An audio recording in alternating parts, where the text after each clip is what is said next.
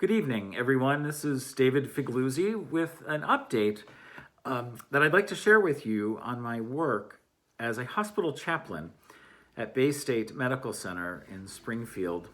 I'm wearing a little bit of the personal protective equipment that I wear when I enter a COVID patient's room. Goggles over the glasses.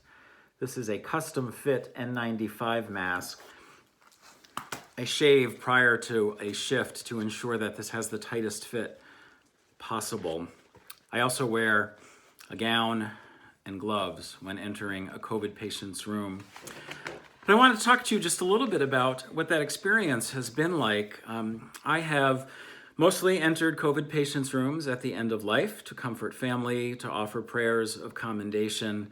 These patients have been as young as early 20s into the elderly years.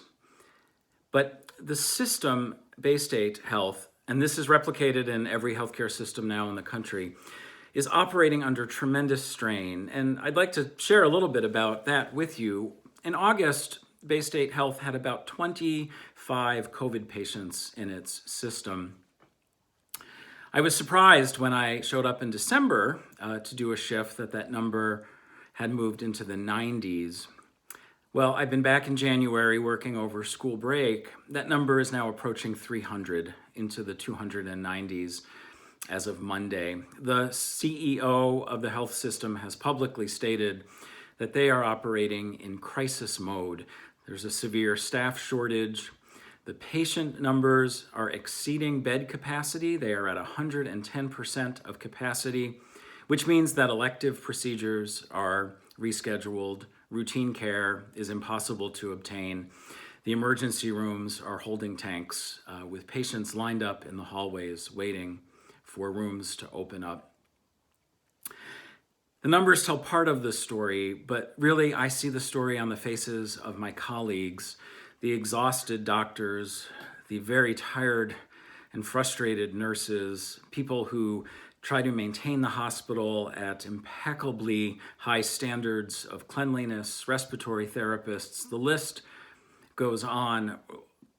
Not only do I serve patients and families, but chaplains also minister to staff.